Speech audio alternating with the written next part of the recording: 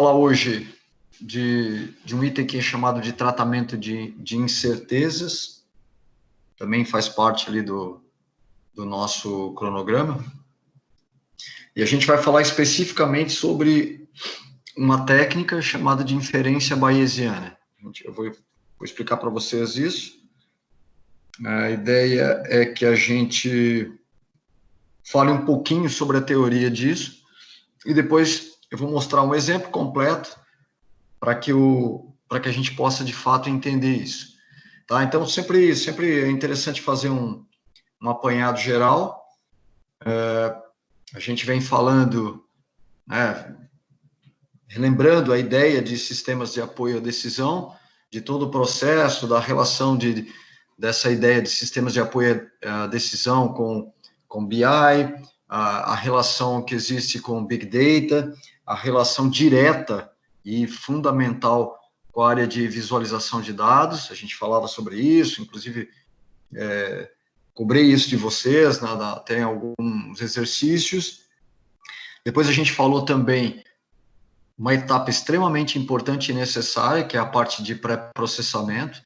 Não se faz absolutamente nada nessa área de desenvolvimento de suporte, tanto para BI ou para desenvolvimento de sistemas ou modelos preditivos, sem que se faça uma limpeza, um ajuste, uma normalização dos dados.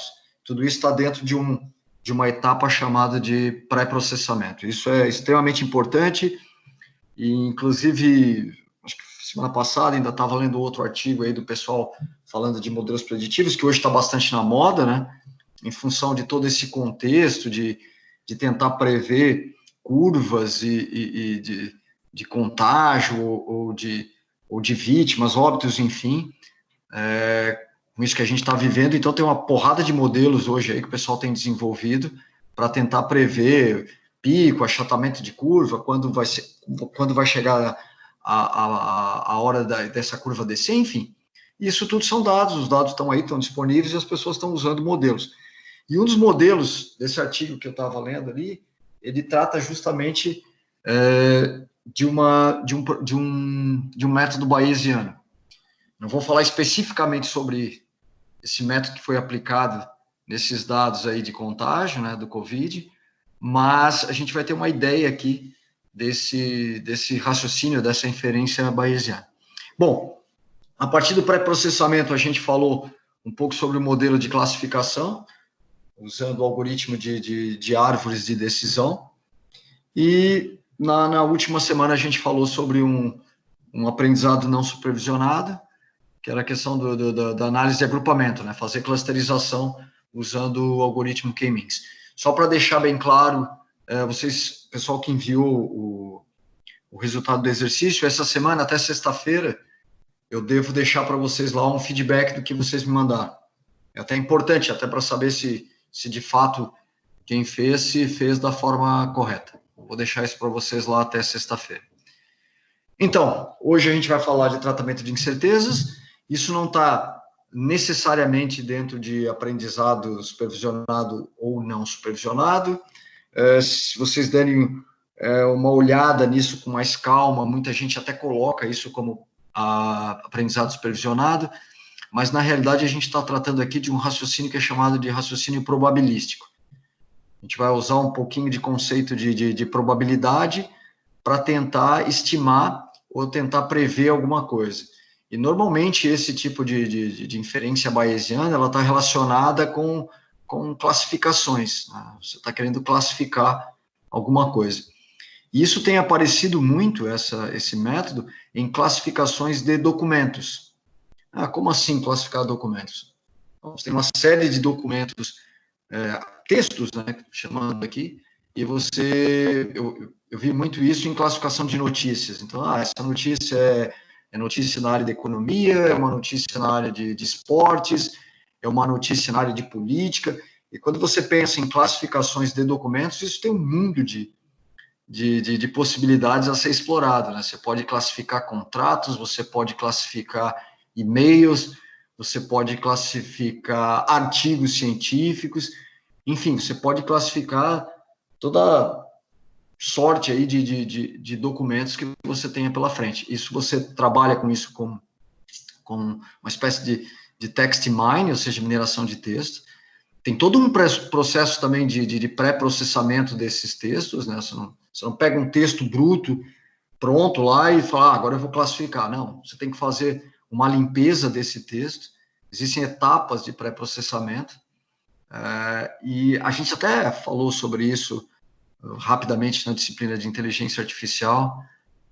Você tem que fazer uma limpeza desses textos e depois você aplica você mostra para o algoritmo alguns textos de cada classe, né? Classe, se eu estiver falando aqui de artigos científicos, esse é um artigo na área de biologia, esse é um artigo na área de computação, esse é um artigo na área de ciências humanas, enfim, faz com que o algoritmo entenda os padrões de cada classe dessa e aplica uma inferência bayesiana, um algoritmo chamado naive Bayes, que a gente vai olhar hoje aqui, que é a ideia de classificação usando a teoria da probabilidade, ou parte da teoria da probabilidade, né? Então, vamos dar uma olhada nisso, para entender como isso funciona de fato.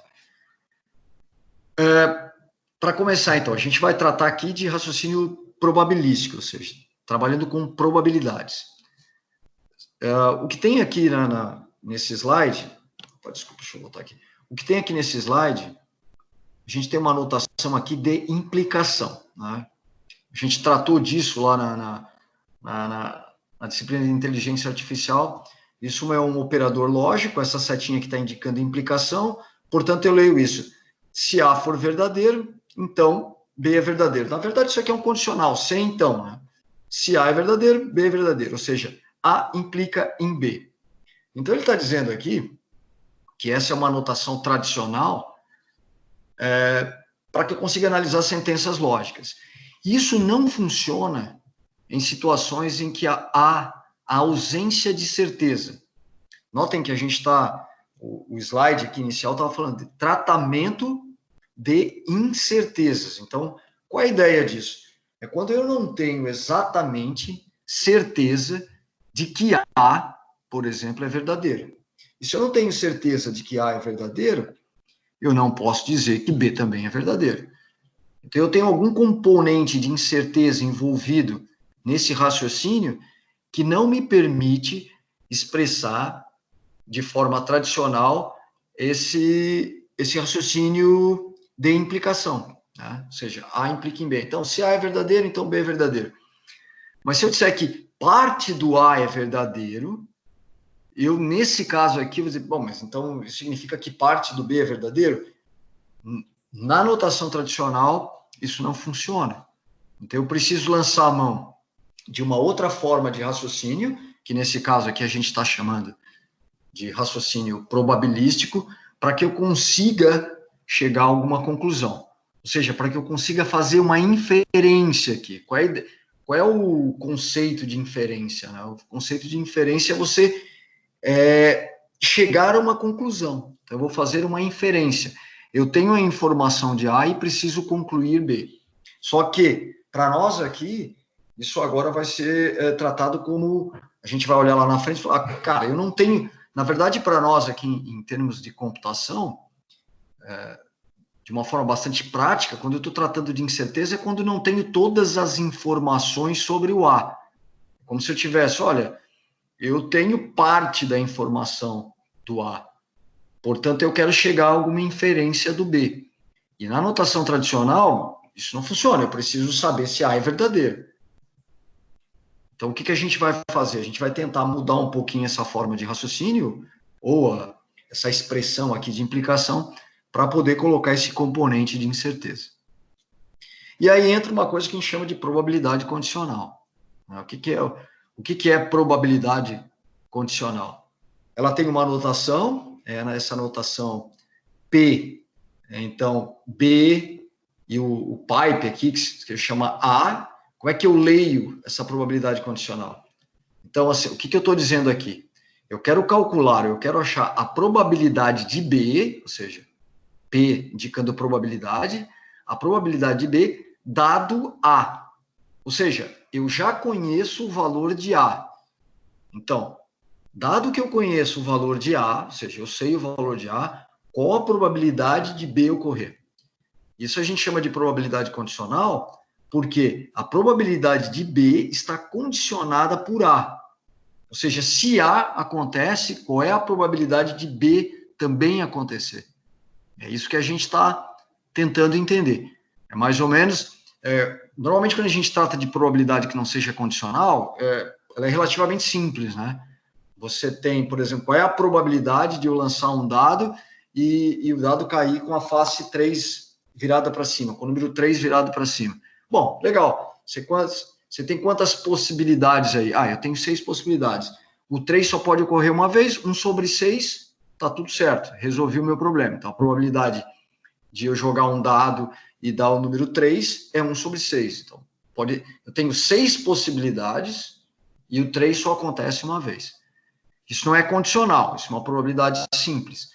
Quando eu tenho uma probabilidade condicionada, eu estou dizendo, olha, dado que o evento A já aconteceu, qual é a probabilidade de B acontecer? Então, por isso que a gente chama de probabilidade condicional. Então, o que isso está dizendo? Estabelece a probabilidade de B ser verdadeiro, dado que já sabemos que A é verdadeiro.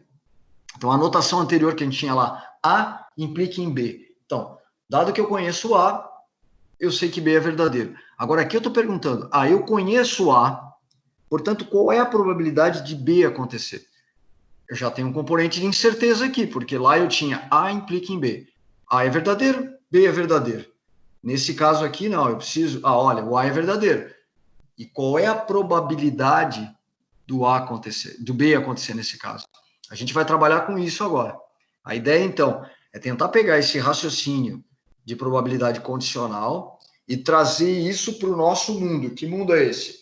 Um mundo de modelos preditivos, ou seja, eu quero classificar alguma coisa. Essa é a ideia que a gente vai tentar encaixar esse modelo, não necessariamente essa notação, a gente vai ver que tem uma notação para frente, é um teorema, e esse teorema a gente vai usar para que a gente consiga desenhar, digamos assim, um algoritmo para resolver o problema de classificação. Então, na verdade, como é que eu calculo isso? Tem uma fórmula para calcular isso, né? Então, aqui tem... Como é que eu calculo? Dado que eu sei A, qual é a probabilidade de B acontecer? Tem uma fórmula. Qual é a fórmula? É a probabilidade de B e... símbolo E, né? É o AND aqui. É a probabilidade de B e A acontecerem juntas, dividido pela probabilidade de A. E aqui ele está dizendo que a probabilidade de A tem que ser diferente de zero, obviamente, porque senão eu tenho uma divisão por zero aqui e eu vou ter um problema. Então, na verdade, existe uma fórmula para calcular isso. Então, basta que eu saiba qual é a probabilidade de B isoladamente acontecer e A acontecer isoladamente, calculo essa probabilidade e divido pela probabilidade de A acontecer. Eu tenho um resultado final. Isso funciona quando eu tenho, por exemplo, duas variáveis, ou seja, a variável A e a variável B. Eu sei o valor da variável A, quero saber qual é a probabilidade da variável B. Tá? Eu vou avançar, eu vou colocar um exemplo lá, depois disso aqui, esses conceitos vão começar a se encaixar de uma forma mais tranquila. Ele está dizendo aqui que quando eu tenho essas distribuições de probabilidades combinadas, né, isso é relativamente fácil, né, quando a gente tem apenas duas variáveis. A questão é o seguinte, imagina agora que eu tenha, vou voltar aqui, eu tenho o seguinte, aqui eu estou falando de duas variáveis porque eu estou dizendo o seguinte, A aconteceu, qual é a probabilidade de B acontecer? Tá, tudo bem. Agora imagina que eu tenha o seguinte, qual é a probabilidade, né, de B acontecer? E vamos imaginar agora que eu não tenha só A. Imagina que eu tenha A1, A2, A3, A4, enfim, AN. O que eu estou querendo dizer com isso? Imagina que agora você tenha cada um desses As, ou seja, A1, A2, A3 e assim sucessivamente, são variáveis diferentes. Então agora eu estou perguntando o seguinte, dado que eu sei o valor da variável A1, que eu sei o valor da variável A2, que eu sei o valor da variável A3 e, enfim, o valor da variável AN, qual a probabilidade de B acontecer. Então, agora eu não tenho mais só duas variáveis. Agora eu tenho N variáveis associadas à variável A, e eu tenho uma variável que eu estou querendo calcular a probabilidade, que nesse caso é B. Bom, mas onde é que eu quero chegar com isso? A questão principal aqui é o seguinte agora. Vamos tentar trazer isso agora para um problema real nosso. Imagine agora que eu tenho o seguinte. Eu tenho uma tabela, né? E essa tabela, ela tem lá, por exemplo, a gente está trabalhando, por exemplo, com uma classificação, vou voltar ao exemplo que eu tinha falado lá de classificação. Eu sou uma agência financeira, um banco, enfim, e eu concedo crédito, financiamento. E aí eu preciso avaliar de acordo com as características da pessoa o tomador de crédito, né, um potencial cliente, eu quero avaliar as características para ver se eu concedo ou não esse crédito, esse empréstimo. Aí vamos lá, então eu tenho uma tabela que tem todos os dados desses clientes. Aí, por exemplo, alguns dados. Eu tenho a idade do cliente, eu tenho a renda desse cliente, eu preciso saber qual é o saldo, por exemplo, na conta desse cliente. Eu quero saber, por exemplo, também se esse cliente tem algum investimento, alguma aplicação. Eu quero saber qual é a profissão desse cliente. Enfim, algumas informações. Essas informações na nossa tabela são atributos. Idade, renda, saldo bancário, aplicação, profissão, são atributos. E eu tenho uma coluna, notem, eu primeiro preciso passar isso para o meu sistema, para ele entender. Então, eu vou pegar dados históricos, dados do banco ou dessa agência de crédito, e vou dizer o seguinte, olha, de acordo com as características de cada uma dessas pessoas, aí eu tenho uma coluna lá onde eu tenho a coluna que é a minha variável alvo. Eu vou dizer se esse cliente é um cliente bom ou não. Então, tá aí, um problema de classificação binária. Eu quero dizer se é da classe A, bom, ou da classe B, que não é bom. Notem agora o que a gente está tentando fazer. Eu vou usar, e aqui é importante que a gente preste atenção. Se vocês não entenderem isso, pode me interromper agora para a gente não avançar e eventualmente alguém... cara, não entendi nada, tem que voltar tudo. Então, vamos lá. Vamos entender bem isso aqui agora. Vamos usar essa ideia da fórmula aqui, da probabilidade condicional, para tentar modelar o nosso problema. Então, vamos lá. Eu tenho idade, renda, vamos imaginar que eu vou usar aqui 4 variáveis. Idade, renda, o saldo bancário e a profissão do sujeito, certo? Idade, renda, saldo bancário e a profissão. Então, eu tenho uma tabela que tem essas 4 colunas, sei lá, de 1000 clientes, e tenho, obviamente, uma quinta coluna nessa minha tabela que está dizendo, bom cliente, não é um bom cliente, não é um bom cliente, enfim. Então, eu tenho lá a variável alvo, que é a minha variável que classifica esse cliente. O que na verdade eu quero saber agora? Eu quero saber o seguinte, quando chegar um cliente novo no banco, que não está nessa tabela, eu quero que a minha aplicação diga, cara, esse sujeito aí, pelas características dele, dessas 4 características, ele não vai te pagar. Bom, como é que ele sabe que ele não... Ou como é que ele está prevendo que esse sujeito não vai me pagar?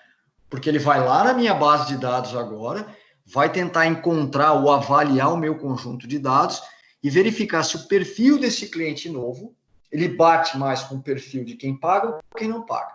Tudo bem, isso aí a gente já falamos isso à exaustão em outras aulas, quando falamos de árvores de decisão, problemas de classificação. Bom, como é que eu pego esse problema agora e transformo isso, ou passo isso para essa probabilidade condicional? Vamos lá. Então, eu tenho qual a probabilidade de B, dado que eu conheça A. Só que aqui eu tenho 2 variáveis, o A e o B. Então, como eu dizia antes, imagina que você tenha A1, A2, A3 e A4. Então, eu digo, dado que eu conheça o valor de A1, dado que eu conheço o valor de A2, dado que eu conheço o valor de A3 e o valor de A4, né, qual a probabilidade de B acontecer? O que nós vamos fazer agora? Quem é A1? A idade do sujeito. Quem é A2? A renda do sujeito. Quem é A3? É o saldo do sujeito. E o A4 é a profissão do sujeito. Então, agora eu tenho um problema de probabilidade condicional. Então, agora eu vou dizer para o meu sistema o seguinte: olha só, dado que eu sei qual é a idade do cara, a renda do cara, o saldo dele e a profissão, qual é a probabilidade de ele me pagar? Ou qual é a probabilidade dele não me pagar? Ou seja, a minha variável alvo agora, paga ou não paga, é o B. Então, o problema agora de classificação, ele pode ser modelado através de uma probabilidade condicional, ou seja, a variável A, ou as variáveis A, né, A1, A2, A3, A4, elas são os valores do atributo que eu conheço. E o valor de B é o que eu estou tentando estimar. Quem é B? É a minha variável alvo, paga ou não paga. Dessa forma, agora eu consigo usar essa tabela ou esse problema de classificação como um problema de probabilidade condicional. É isso que a gente está tentando fazer agora. E isso é muito legal, porque agora eu não vou usar, por exemplo, como a gente falou de árvores de decisão, jogar numa árvore, ele tem que avaliar, vocês devem estar lembrados, usando um índice, por exemplo, que a gente falou do índice Gini, e agora? Vem cá, e agora eu vou dividir a árvore pela idade, vou dividir a árvore pela renda, pelo saldo, tem um algoritmo que faz isso. Nesse caso especificamente que a gente está tratando hoje, o meu algoritmo é um algoritmo para achar a probabilidade condicional, nesse caso de B, que é a minha variável alvo. É isso que a gente está fazendo, ou seja, dado que eu sei os atributos, qual é o valor de B. E aí vem uma coisa interessante, porque a gente falou a gente está falando aqui de tratamento de incerteza. Imagina que você saiba a idade do sujeito, a renda do sujeito, mas você não sabe o saldo, e você sabe a profissão. Ótimo, sem problema nenhum. Então, dado que eu sei A1, A2 e A4, vamos dizer assim, eu não sei o valor de A3, que nesse caso aí é o saldo, eu ainda consigo estimar qual é a probabilidade de B. Por isso que a gente está tratando isso como um problema de incerteza, porque eu não sei todos os dados do sujeito, mas eventualmente se eu souber fragmentos, ou que eu tenha fragmentos de informações, eu ainda assim consigo calcular a probabilidade de B. E essa probabilidade de B vai acontecer o seguinte, eu preciso calcular as duas, eu vou calcular a probabilidade dele me pagar e vou calcular a probabilidade dele não me pagar. Qual seria a classificação final? Ótimo, eu olho para as duas probabilidades, a que for maior, vou dizer, a probabilidade maior é ele pagar. Então, a gente classifica ele como um bom cliente. Se a probabilidade maior for não pagar, a gente vai classificar esse cara como um cliente ruim, ou seja, um cliente que não vai me pagar. Então, vamos tentar agora encaixar tudo isso e analisar um exemplo do começo até o fim. Só que aqui ele está falando, bom, quando é duas variáveis, essa fórmula aqui de probabilidade de B e A dividido por A, está tudo certo. Mas quando eu tenho mais uma variável, eu preciso usar um teorema. E esse teorema é chamado de teorema de Bayes, que é o nome do sujeito, Thomas Bayes. Por isso que é chamado de inferência bayesiana, ou de modelo bayesiano, para dar a ideia com o sobrenome aqui do Thomas Bayes, que é o cara que acabou elaborando esse teorema aqui de probabilidade condicional. Então, o que esse teorema permite que eu faça? Ele pode ser usado para calcular a probabilidade de que um evento venha a ocorrer, ou que uma proposição seja verdadeira. Olha lá, proposição verdadeira. O cliente paga ou não paga? Dado que já conhecemos um fragmento relacionado de informação. Então, se eu tiver qualquer fragmento de informação, ou seja, qualquer informação sobre a característica daquele cliente, vai ser possível calcular a probabilidade dessa proposição, ou seja, se o cara paga ou o cara não paga. Isso é importante. Alguém deve estar se perguntando, tá, então isso deve funcionar só para problemas de classificação binária? Quando eu tenho duas variáveis? Não. Isso funciona para problemas de multiclasse. Basta que eu calcule a probabilidade de cada uma das classes ocorrer. Ou seja, a gente está falando de classificação de textos. Uma classificação de texto, por exemplo, de notícia, eu posso ter a notícia de política, de economia, de esporte, sei lá, policial, sei lá. Eu tenho várias classes. Daí eu tenho que calcular a probabilidade de cada uma dessas notícias, ou cada um desses classes de texto. Aí já emendando agora, né, fazendo um parênteses aqui agora. Ah, Marcos, quando for texto, como é que eu faço isso? Aí lembra que a gente tem aqui, ó, aqui eu só troquei as variáveis aqui, mas a mesma coisa, né? Dado que eu sei B, qual é a probabilidade de A acontecer? Esse B aqui, ele não é um único evento. Então, ele tem B1, B2, B3, B4, que são os nossos atributos. Se isso for um texto, o que a gente vai fazer?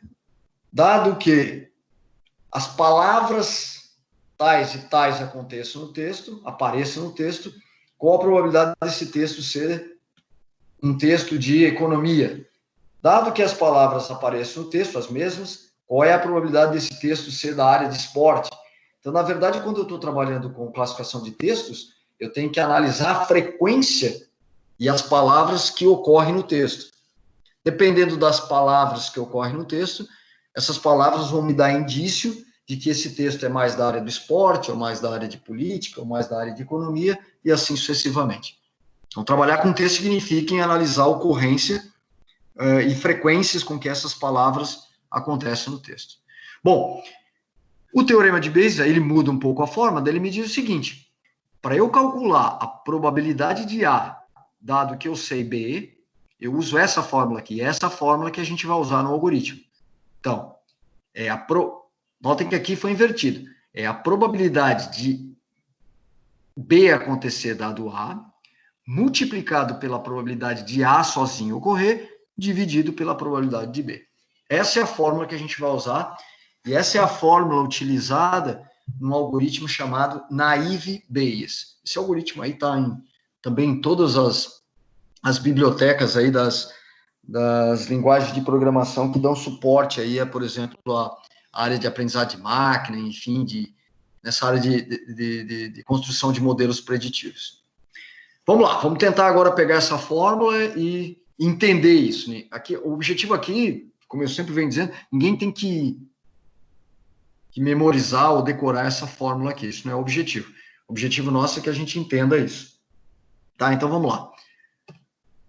Então, um exemplo de diagnóstico médico aqui, usando essa ideia de probabilidade condicional. O que ele está dizendo aqui? Ele está dizendo que quando uma pessoa está gripada, geralmente a temperatura está alta. Isso aqui não estamos calculando nada, isso aqui é uma constatação. Então, ele está dizendo que 80% das vezes, quando uma pessoa está gripada, a temperatura está alta. Isso é uma informação que eu coletei. Então, eu sei que 80% das vezes, né, que as pessoas estão gripadas, a temperatura está alta. Ótimo, tem uma informação aqui. Agora, vamos começar a construir aqui o nosso modelinho. Então, pode-se usar a variável A, ela significa estou com temperatura alta. E a variável B, estou gripado. Então, como é que a gente lê isso agora? Então, eu posso estabelecer uma probabilidade condicionada dizendo o seguinte, que a probabilidade de A dado B, dado que eu conheça B, é 80%. Vamos ler isso aqui, então? Quem é B? B, estou gripado. Olhando para a fórmula aqui.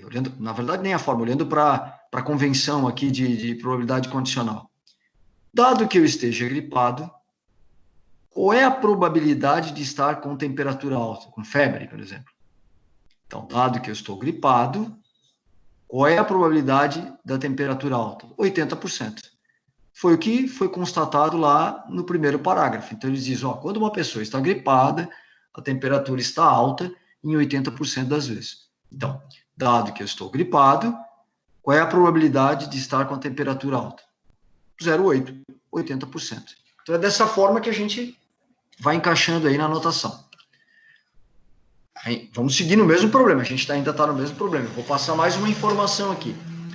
Supondo que também sabe-se que, a qualquer momento, uma pessoa em cada 10 mil pessoas fique gripada, e de que 1 em cada 1000 pessoas tem temperatura alta, então olha lá, Qual é a anotação? Então, no slide anterior, eu tinha uma probabilidade condicional, né? Ou seja, dado que eu estou gripado, B, qual é a probabilidade de A? Está com temperatura alta. E a gente disse, olha, é 80%. A gente já constatou isso, alguém já me deu essa informação. Agora eu estou olhando a probabilidade individual do A acontecer e do B acontecer. Lembrando que o nosso B é estar gripado e que o nosso A é temperatura alta. Então, vamos lá. Então, ele está dizendo que sabe-se que, em qualquer momento, 1 em cada 10 mil pessoas fique gripada. Esse quem é? B estar gripado. Então, a probabilidade de B acontecer é 0,0001. Ou seja, 1 em cada 10 mil.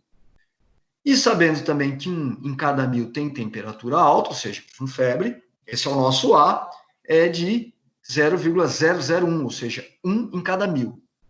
Então, na verdade, o que a gente destrinchou agora aqui? A gente pegou a probabilidade de A ocorrer sozinho, ou seja, de a pessoa ter febre ou temperatura alta, e a probabilidade de B ocorrer, que é a pessoa estar gripada. Também esses dados foram coletados e eu constatei isso. Então, agora, a pergunta que vem é, se a temperatura está alta, qual a probabilidade de estar gripado? Notem que a pergunta é diferente.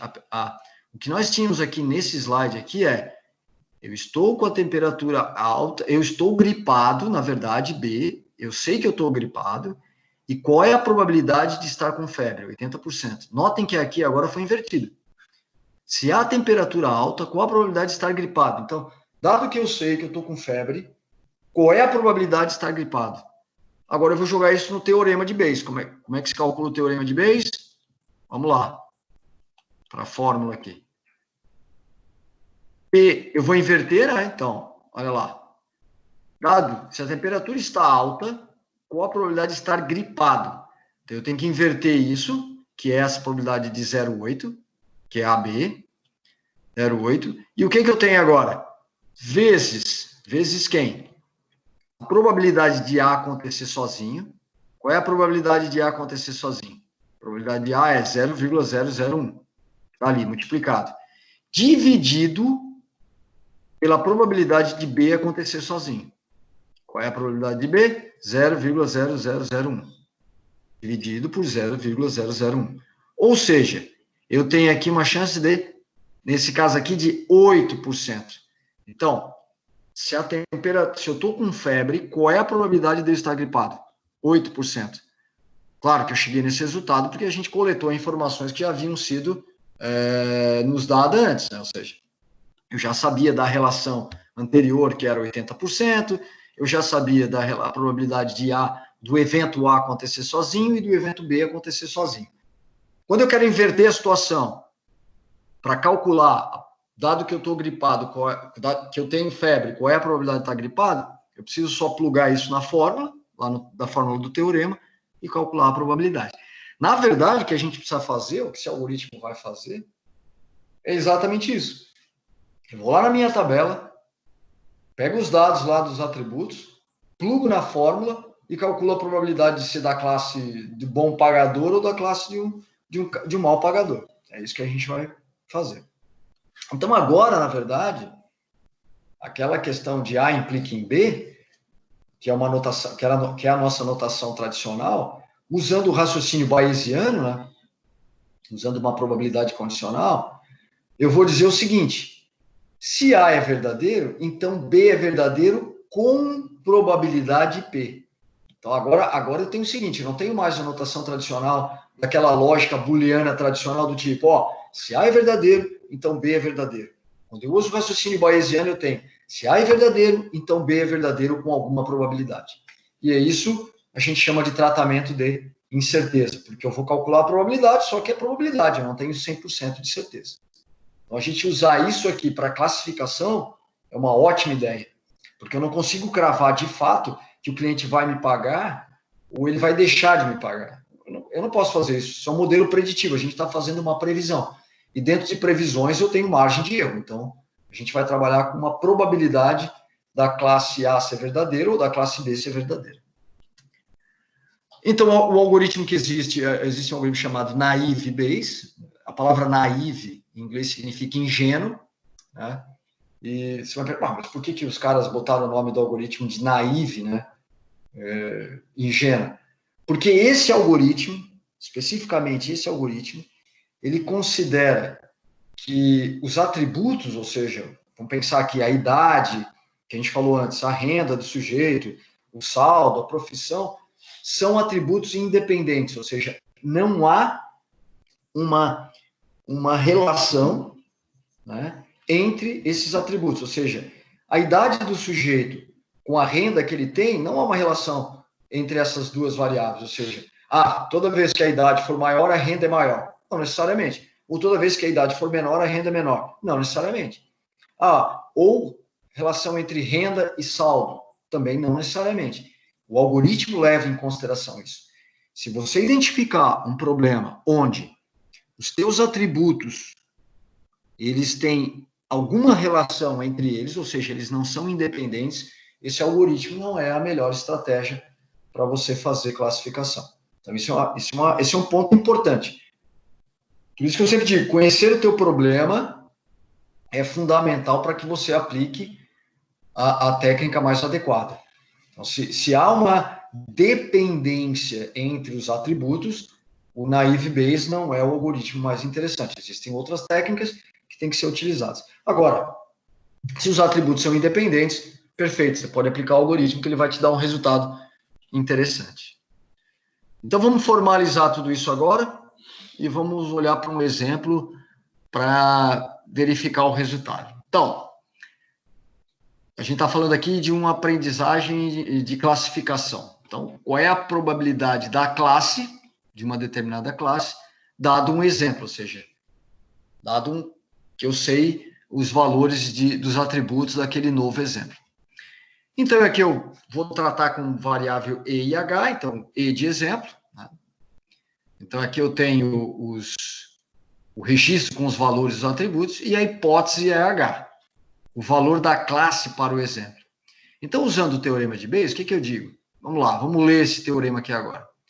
O E são os meus exemplos. Eu posso chamar aqui de evidências, né? Eu tenho aqui. Então, dadas as evidências, que nesse caso são os valores dos meus atributos, qual a probabilidade da hipótese H? Quem é H? O valor da minha variável alvo. Então, dadas as evidências de idade, renda, saldo bancário, profissão, qual a probabilidade da classe ser cliente bom? E dadas essas mesmas evidências, qual a probabilidade de ser da classe de cliente ruim?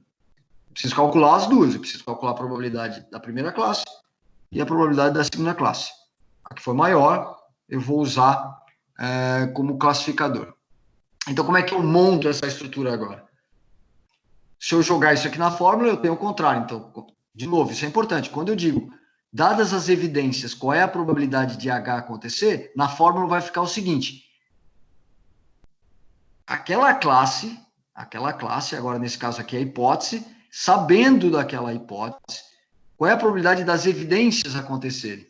Multiplicada pela probabilidade da classe dividido pela probabilidade das evidências. Só que agora eu tenho várias evidências, né? Eu tenho E1, E2, E3, enfim, várias. Então, na minha fórmula, agora ficaria da seguinte forma, né? Na fórmula agora, eu teria que fazer o seguinte, ó. Eu tenho que calcular E1, E2, E3 até EN.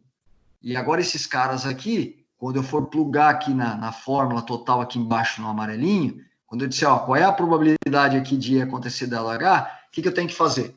Eu tenho que calcular a probabilidade de H para E1, H para E2, H para E3, até H para EN. Lembrando que cada E aqui está representando um atributo da minha tabela.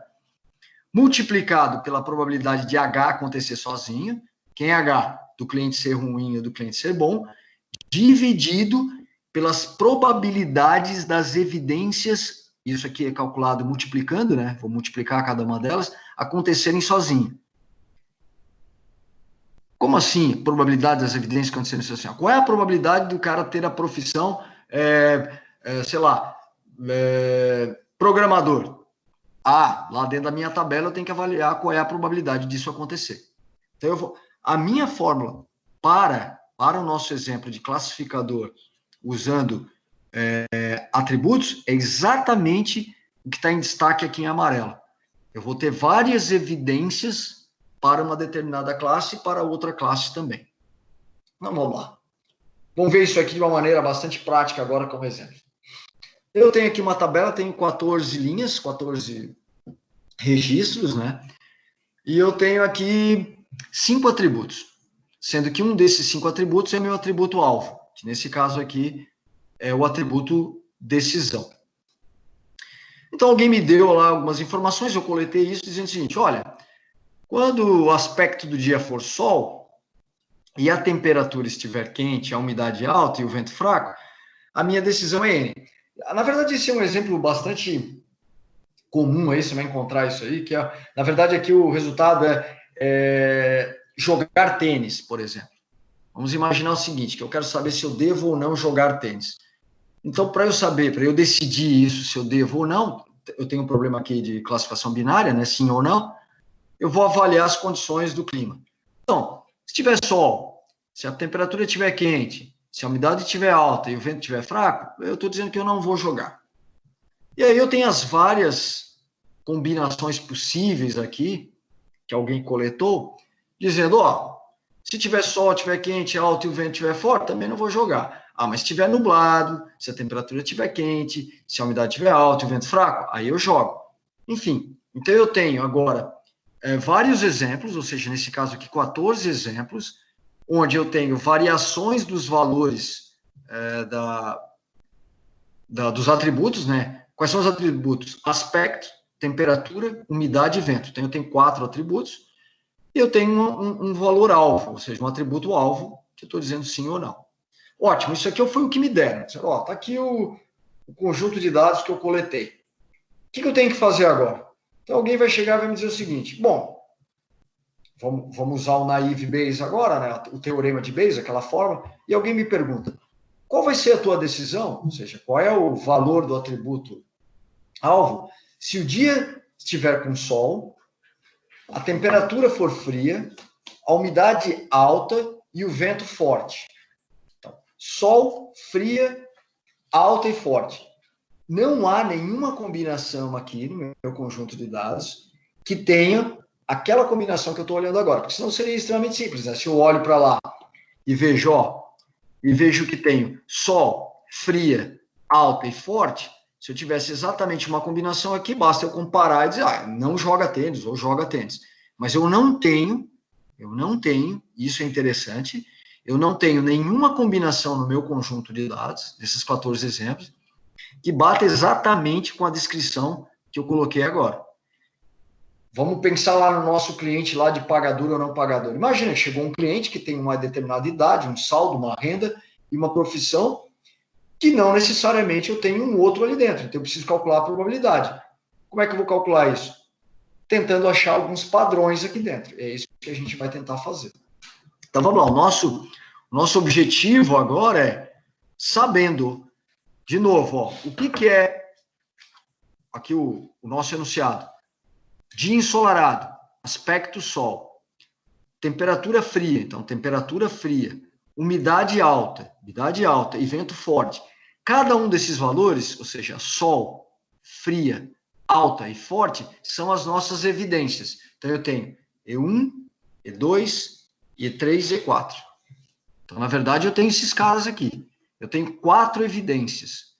Dadas essas evidências, qual a probabilidade de eu jogar e qual a probabilidade de eu não jogar? Então, agora, o nosso problema de classificação, ele se tornou um problema de calcular uma probabilidade condicional usando o teorema de Bayes. E aqui está especificado aqui nos itens abaixo. Então, primeira coisa que eu preciso calcular é exatamente o que eu falei. Dado que o aspecto é sol, que a temperatura é fria, que a umidade é alta e o vento é forte, qual a probabilidade de jogar ser S? Preciso calcular isso. Por sua vez, dadas essas mesmas evidências, qual a probabilidade de não jogar? Então, agora eu preciso simplesmente plugar isso tudo aqui na fórmula, tá? e calcular a probabilidade de S e a probabilidade de N. Como que a gente vai fazer isso? Vamos analisar aqui que eu fiz um passo a passo para a gente entender. Então, formalizando a nossa brincadeira aqui em cima, eu tenho, então, dadas as evidências, qual é a probabilidade da hipótese, ou seja, a hipótese de jogar e a hipótese de não jogar. O que eu preciso fazer agora? Olha lá, vamos calcular a primeira agora, a primeira, né? Então, dadas as evidências, qual é a probabilidade de S? Agora é importante a gente entender bem o que foi feito. Aqui embaixo tem eu já pluguei as variáveis na fórmula, mas vamos lá. Olha a fórmula aqui em cima. Dadas as evidências, eu tenho mais uma evidência aqui no amarelo, eu quero calcular a hipótese. Então, o que eu tenho que fazer agora? Agora eu preciso inverter. Eu vou trocar de lugar aqui o E e o H. Quando eu colocar na fórmula, eu estou dizendo o seguinte, qual é a probabilidade da hipótese H, desculpa, qual é a probabilidade da evidência 1, dada que eu conheço a hipótese, vezes qual é a probabilidade da evidência 2, dado que eu sei a hipótese. Eu vou fazer isso para todas as evidências. Multiplico todas elas e no final eu multiplico pela probabilidade da hipótese acontecer. Lembrando que hipótese é o nosso atributo alvo, a nossa classe. E divido isso pela probabilidade individual de cada evidência. Evidência 1 vezes evidência 2 até evidência N. Esse é o resultado. Agora vamos olhar para a fórmula aqui embaixo que foi plugada as variáveis. Então, a pergunta era, dado essas evidências, né, sol, fria, alta e forte, qual a probabilidade de S? Bom, agora eu preciso inverter. Eu vou precisar inverter. Então, na fórmula, agora eu coloco assim, dado que eu sei a hipótese, que é S, porque é a hipótese que eu quero calcular, a minha hipótese é jogar igual assim, qual a probabilidade de ter sol? Vamos lá. Então, eu já sei que se eu tiver S, eu quero saber qual a probabilidade de sol. E eu vou fazer isso para todas as evidências. Então, agora eu vou pegar. Dado que eu sei que a hipótese é S, qual é a probabilidade de fria? Dado que eu sei que é S, qual é a probabilidade de alta? Dado que eu sei que é S, qual é a probabilidade de forte? Aqui, então, eu tenho todas as probabilidades condicionais das evidências, multiplicado pela probabilidade isolada de S, que é a nossa hipótese aqui de cima, dividido pela probabilidade individual de cada uma das evidências. Nesse caso, a probabilidade de sol, de fria, de alta e de forte. Pô, Max, mas já que eu vou achar isso aí agora? Todas essas informações estão no meu conjunto de dados. Vamos dar uma olhada lá? Então, vamos olhar. Primeira questão. Dado que eu sei que é S, qual a probabilidade de sol? Então, eu preciso olhar no meu conjunto de dados. Ele está me dizendo, ó, você já sabe que é S. Então, é a linha 3, é a linha 4, é a linha 5, é a linha 7 e todas as linhas aqui embaixo. Todas as linhas que tem S. Então, eu já sei. Dado que eu sei que é S, qual a probabilidade de sol? Certo? Vamos lá. Vou voltar aqui. Dado que eu conheço S, eu sei que é S. A hipótese é S. É jogar igual assim. Qual a probabilidade de sol acontecer? Então, eu volto aqui. S, sol. Então, a primeira, S, nublado. Não é isso que eu quero. S, chuva. Não é isso que eu quero. S, chuva, não é isso. S, nublado, não é isso. Aqui, 9, na linha 9. Opa, S e sol. Aconteceu uma vez. S, sol, uma vez. Depois eu tenho S, chuva, S, sol, 2 vezes. E depois eu não tenho mais nenhuma com sol. Então, 2 vezes aconteceu S com sol. Perfeito? Vamos analisar para ver se a gente não passou nenhuma. S, nublado, S, chuva aqui também. Nublado, aqui a gente tem sol. Aqui a gente tem sol e o resto tá. Então, eu tenho 2 vezes. Então, como é que eu acho essa probabilidade? Quantos S's eu tenho dentro do meu conjunto de dados? 1, 2, 3, 4, 5, 6, 7, 8, 9. Então, eu tenho 9 vezes acontece S no meu conjunto de dados. Das 9 vezes que o S apareceu, em 2 delas aconteceu Sol, certo? Então, das 9 vezes que o S aconteceu, vamos lá, nossa forma. Das 9 vezes que o S aconteceu, eu tinha 2 vezes Sol. Não é isso que a gente tinha? Então, a probabilidade aqui, ó, de S Sol, 2 sobre 9. Então, a probabilidade, voltando para a fórmula, nesse caso, de saber que eu sei que a hipótese é S, quantas vezes o Sol ocorreu? Qual é a probabilidade de Sol ocorrer? 2 sobre 9. 2 dividido por 9. Essa é a probabilidade, sabendo que eu vou jogar e o dia está ensolarado. Perfeito. Então, agora eu vou colocar essa probabilidade aqui é 2 dividido por 9. 2 sobre 9. Multiplicado por quem? Sabendo que a hipótese é S, qual é a probabilidade da temperatura ser fria? O que eu preciso fazer? Volto para o meu conjunto de dados, de novo S, fria. Agora eu estou olhando para a temperatura. Opa, S fria, 2 vezes, S fria 3 vezes, e aqui não tenho mais. Bom, como eu já sei que o total de S é 9, então a probabilidade da temperatura estar fria, dado que a hipótese é S, é 3 sobre 9. Então, o que eu vou fazer agora? Probabilidade de fria acontecer sabendo que é S, 3 sobre 9. Então, agora eu tenho 2 dividido por 9, multiplicado por 3 dividido por 9, e agora sucessivamente. Agora eu vou lá para o meu conjunto de dados e verifico, olha, vem cá, quando o S aconteceu, qual é a probabilidade da umidade ser alta? Preciso voltar para o meu conjunto de dados e verificar. Alta, 2 vezes, 3 vezes, 3 vezes. 3 sobre 9 também. Então, coloco na fórmula 3 sobre 9. Verifico a probabilidade de S forte. Forte, nesse caso aqui, é o vento. Vamos lá para o nosso conjunto de dados. S é forte, uma vez, 2 vezes, 3 vezes, 3 sobre 9. Então, eu tenho 3 sobre 9. Pronto. Achei todas as probabilidades condicionais, ou seja, sabendo que a minha hipótese é S, qual é a probabilidade dessas evidências ocorrerem no meu conjunto de dados? Agora eu vou multiplicar pela probabilidade de S sozinho ocorrer. Bom, mas qual é a probabilidade de S ocorrer? Qual é a conta que eu preciso fazer agora?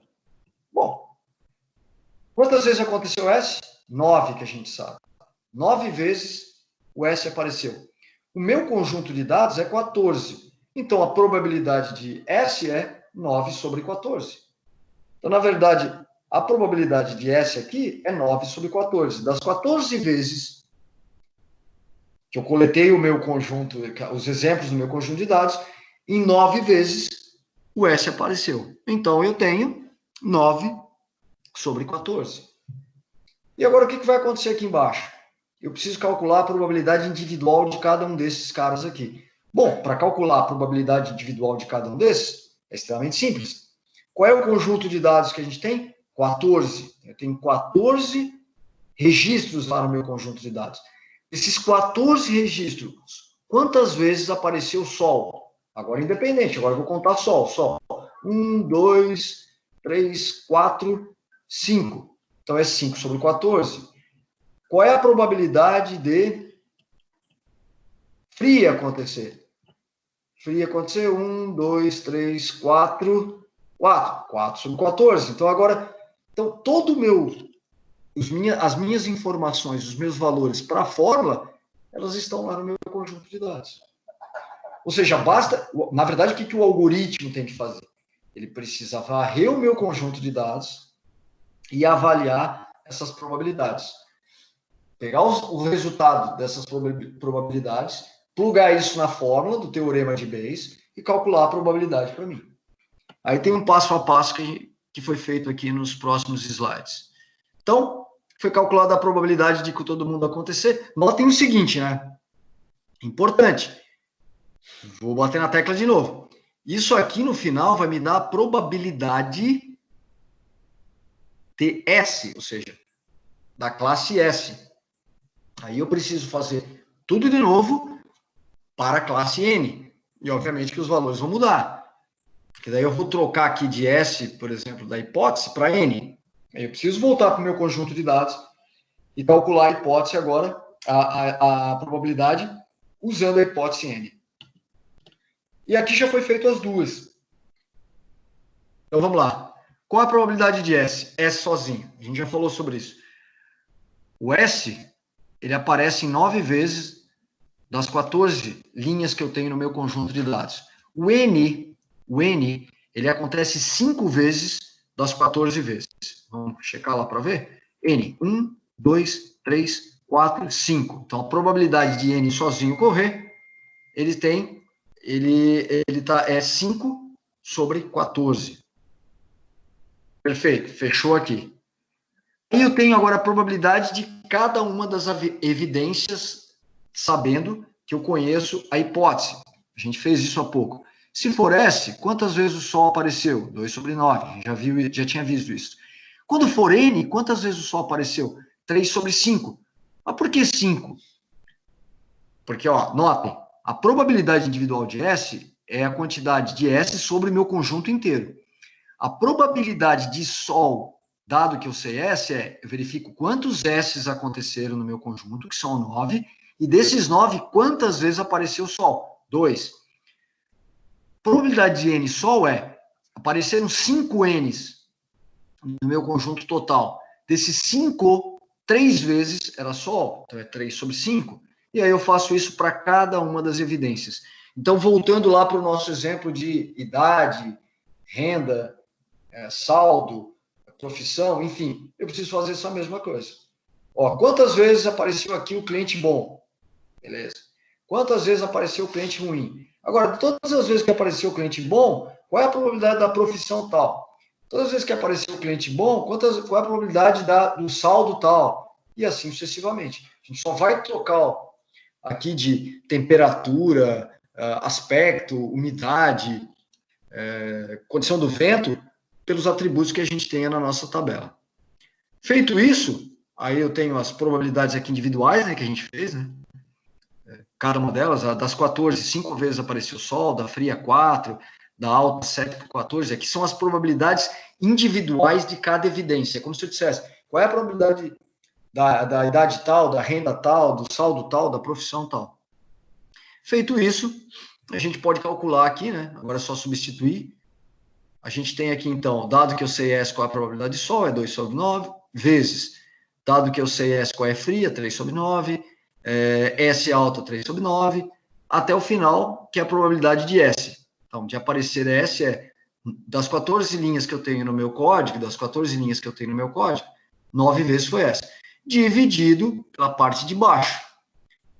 Das 14 linhas, 5 vezes apareceu o Sol, das 14 linhas, 4 vezes apareceu a temperatura fria, e assim sucessivamente. Calcule isso aqui, isso me diz o seguinte, segundo o teorema de Bayes, ele está me dizendo, dadas essas evidências, quais evidências? Sol, temperatura fria, umidade alta e vento forte, a probabilidade de ser da classe S, é 24%.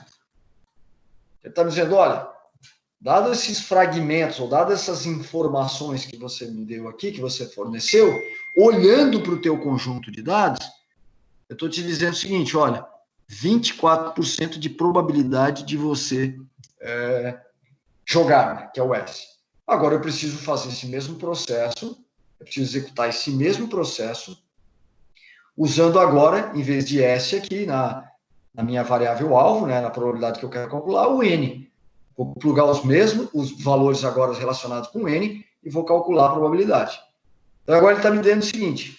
Bom, para N, troquei o N para todo mundo aqui, obviamente os valores mudam, e quando eu calculo a probabilidade de N, ele me diz, olha, dadas as evidências que você coletou, e obviamente confrontando isso com ter um conjunto de dados, sempre tem que ter um conjunto, de dados, a probabilidade de não jogar é 94%.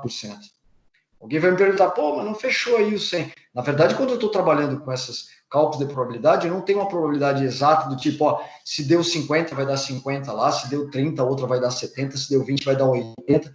Eu não estou olhando para uma soma aqui de probabilidades para fechar 100%.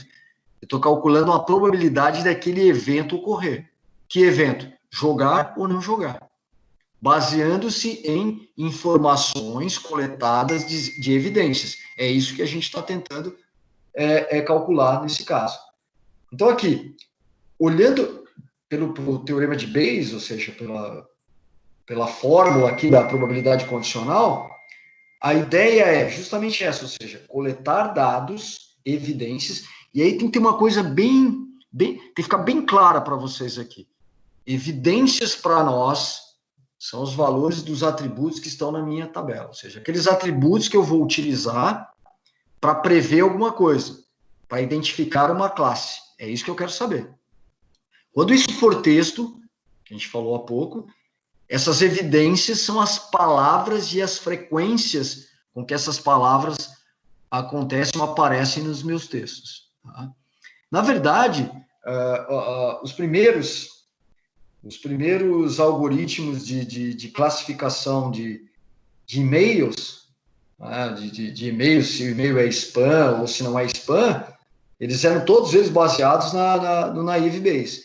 Hoje ainda, boa parte do que rola atrás aí dos e-mails são variações desse algoritmo. Ou seja, quando chega um e-mail na tua caixa e o teu servidor de e-mail está olhando lá falando, cara, eu vou jogar isso aqui para a caixa do cara oficial ou vou jogar isso para a caixa de spam? É calculada uma probabilidade desse e-mail ser spam ou não. E, obviamente, que implica aí uma margem de erro. Então, ele calcula isso, qual é a probabilidade de ser spam ou não ser spam? Se a probabilidade for maior de ser spam, ele vai jogar para a caixa de spam. Mas baseado nisso em quê? Numa série de valores ou informações que estão coletadas no teu e-mail. Eu vou olhar para isso, aquelas são as evidências. Quais as evidências que eu vou coletar num determinado e-mail para verificar se a probabilidade é ser spam ou não? E eu uso a ideia de teorema de Bayes. E quando você começa a raciocinar usando a ideia de raciocínio probabilístico, usando a ideia do teorema de Bayes, todos os problemas de classificação, todos, sem exceção, eles podem ser encarados, no primeiro momento, ser resolvidos usando o teorema de Bayes. Você vai dizer, ele é o melhor? Não necessariamente. Isso vai depender muito do teu conjunto de dados. Agora, sempre dá para cogitar usar o teorema de Bayes. Porque seja qual for o teu problema de classificação, você tem informações, você tem evidências. E o que você está tentando calcular é a probabilidade da classe A, B, C, D, enfim. E aí basta que você use esse teorema. Né? Na verdade, o algoritmo é extremamente simples. Né? O algoritmo, na verdade, ele é uma implementação do teorema, ou seja, ele é uma implementação dessa fórmula. Eu implemento a fórmula, vou para a minha base de dados, calculo as probabilidades lá das evidências dentro da minha base de dados, plugo isso na minha fórmula e acho a probabilidade de cada uma das hipóteses. E volto a repetir, esse algoritmo está implementado aí em todas as bibliotecas de linguagens que estão mais voltadas aí para essa análise de dados, né, de machine learning, de aprendizagem de máquina.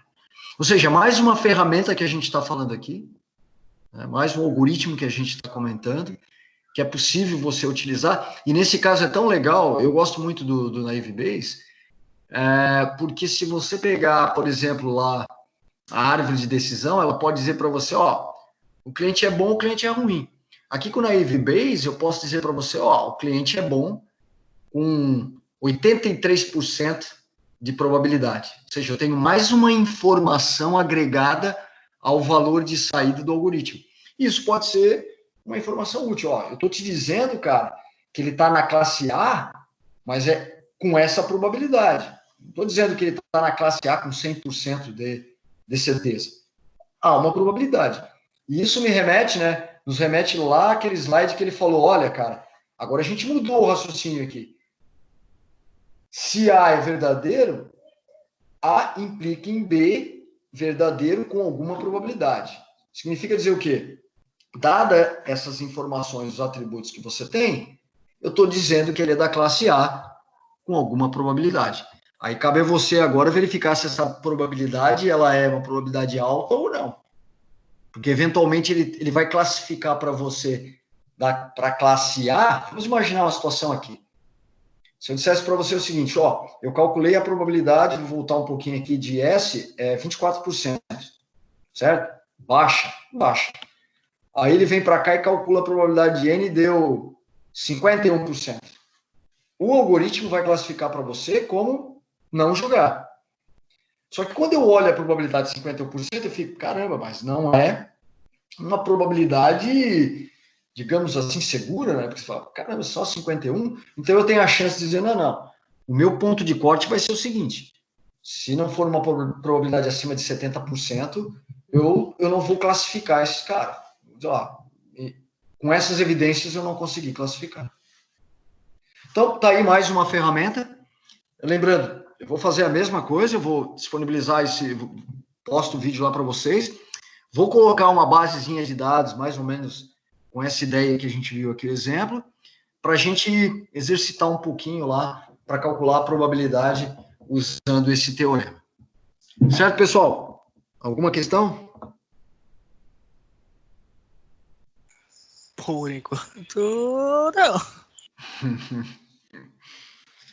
Mas ficou alguma coisa aí? É assim, claro. Às vezes você fala, tá, beleza, olhei o exemplo, ficou. Mas tem que tentar fazer o exercício lá, é importante, por isso que eu quero dar o feedback para vocês, porque é importante para saber se está indo na linha correta ou não, né? Se você sabe fazer ou não. Igual semana passada, olhando os exemplos ali, tava tudo uma maravilha. Fui fazer, já começou a dificultar um pouco. Não, mas é bem por aí. Por isso que a gente precisa fazer o exercício, ter o feedback para a gente trocando informação para poder entender o mecanismo de funcionamento do algoritmo. Certo, então? Certo, tranquilo, beleza. Max. Beleza, galera? Então eu vou colocar lá para vocês até o final de semana reforçando. Eu deixo lá o feedback dos exercícios, coloco esse também. Na próxima semana eu boto o feedback desse aqui. Vamos deixando as coisas. E se eventualmente surgir alguma dúvida mais pontual, você fala, aqui, cara, travei aqui no exercício, entra em contato aí para a gente tentar resolver. Show. Beleza, então, Max. Valeu, gente. Abraço para vocês e boa noite. Valeu, Max. Valeu, abraço. Igualmente. Boa noite.